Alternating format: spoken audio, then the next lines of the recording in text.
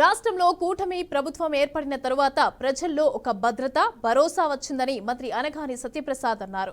ఇక ఎవరి వల్ల మంచి జరుగుతుందో రాష్ట్ర ప్రజలంతా కూడా చూస్తున్నారని చెప్పారు.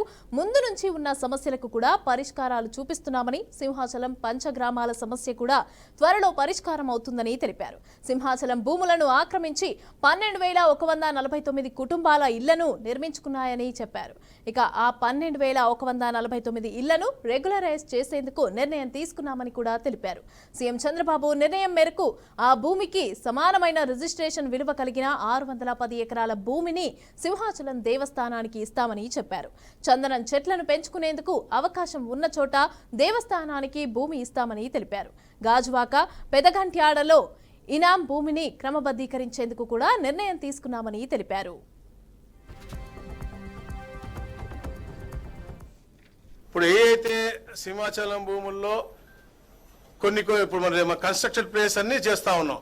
అది కాకుండా వాళ్ళు సాగు చేసే భూమి కొద్దిగా ఉంది, ప్లస్ కొన్ని ఖాళీ ఉన్న స్థలం ఉంది. అవన్నీ కూడా సబ్జుడిస్ లో ఉన్నాయి, నంబర్ ఆఫ్ బిల్స్ ఉన్నాయి. అవన్నీ సొల్యూషన్ వెంటనే అవ్వదు కాబట్టి అవి కూడా డిస్కషన్లోకి వచ్చాయి.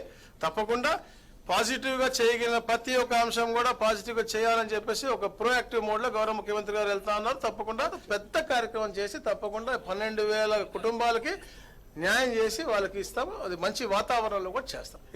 అది వేశారు. విజిలెన్స్ ఇంతకుముందు విజిలెన్స్ రిపోర్ట్ కూడా ఉంది, మీ ఈరోజు పేపర్లో కూడా వచ్చింది.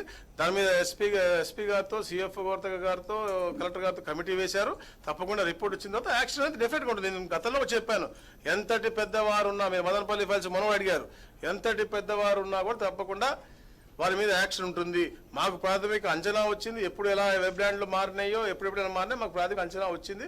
మేము కూడా గతంలో పత్రికా సోదరులకు చెప్పాము.